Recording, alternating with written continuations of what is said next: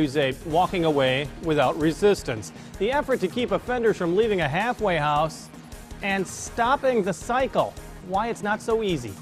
Plus, price correction, the change for a life-saving tool, and why patients say it's just not enough.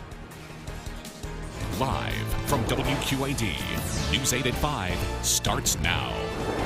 Good evening, I'm Jim Mertens. Thanks for joining us. Denise has the night off, and we begin with the weather concerns for Galesburg. Many News 8 viewers say they spotted this forming over the cornfields. Photojournalist Travis Kershaw was able to record a video of a funnel cloud before it disappeared.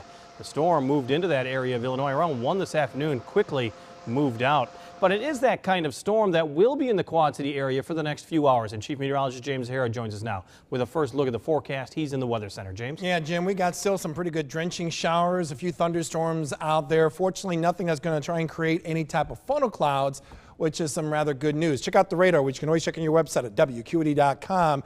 And I would say in the early afternoon hours, boy, we had a lot of drenching rains going on with some of the lightning with these slow-moving storms. But now most of the activity, you can tell by the amount of lightning strikes, is really being focused more toward the Chicagoland area. So some of these storms that we see here locally are actually slowly dying off, but these rainfall amounts have been rather impressive because of the slow movement, where we've been getting rainfall amounts between 1 inch to around 2 inches of rain, and that's just on average. Could be some local spots with amounts a little bit higher than that. Of course, all that has to do with this very warm and sticky air, and once those storms moved on through, it helped cool off those temperatures. Before all that activity rolled on through, temperatures made their way well in the 80s. The exception around Mount Pleasant got as high as 94 degrees. Currently in the Quad Cities, 85 after a daytime high of 86 degrees. Pretty quiet right now in the Quad Cities. But Jim, yes, we're not quite done yet. This is what we call a persistent weather pattern.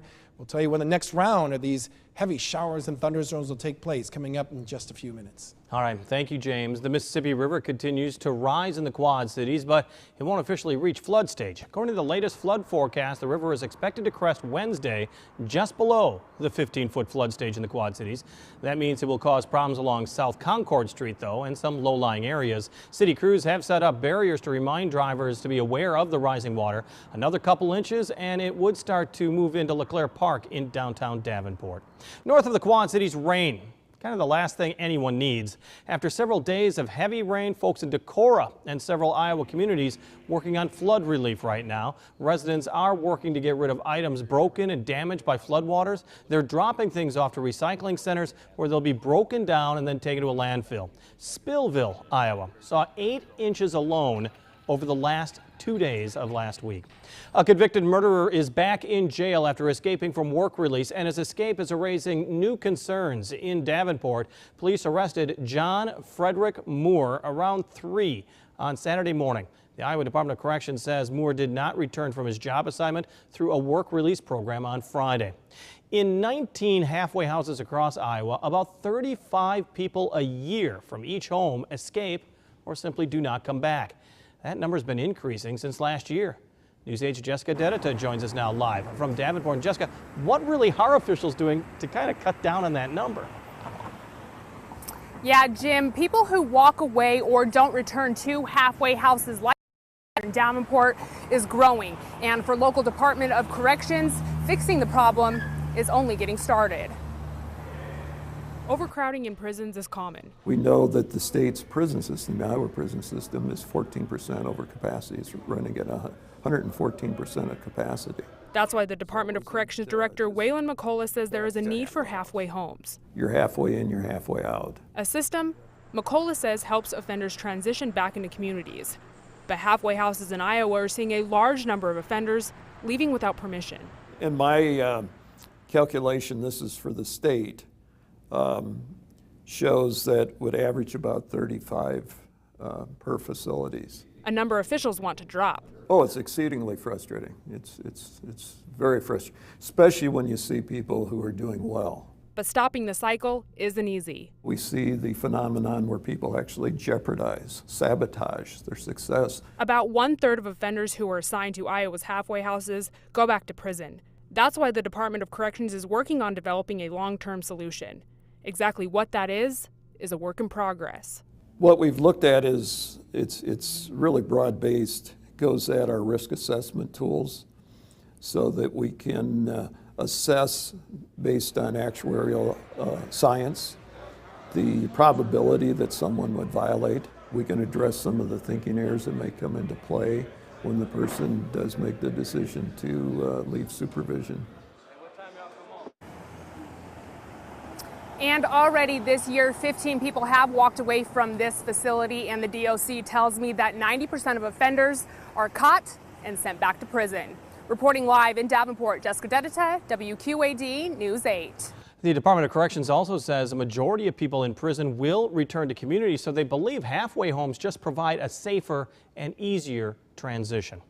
Iowa Governor Terry Branstad wants more Iowans to be better prepared for the workforce. The governor signing Executive Order 88 this morning. It puts the Future Ready Iowa Alliance in charge of developing a plan to prepare 70% of Iowa's workforce with education or training beyond high school by the year 2025. The governor hopes the initiative helps more students and adults succeed. In a competitive, knowledge-based economy, reaching this goal is critical to assure Iowans that they have great career opportunities and employers can hire enough people with the skills they need. The governor says Pella is a model community for this project because of its economic strength and quality educational institutions. Illinois Governor Bruce Rauner says the state's money problems has forced him to veto a wage increase for some workers. The bill would have increased the minimum wage for workers who care for developmentally disabled people. He also vetoed a bill that would have expanded eligibility requirements for low-income families to receive child care. The governor says there simply isn't enough money to support the proposals. The governor used the same argument to block funding for for social services during the budget impasse. The governor was in the Quad Cities this afternoon urging voters to put pressure on lawmakers to revisit redistricting and term limits.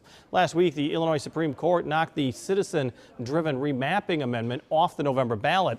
Close to 600,000 people already signed a petition in favor of redrawing legislative districts to make the boundaries more fair. Today, the governor called the ruling a tragedy and said voters should demand a vote on the issue from their lawmakers. 2/3 of the elections for the General Assembly in Illinois, there's nobody running against the incumbent.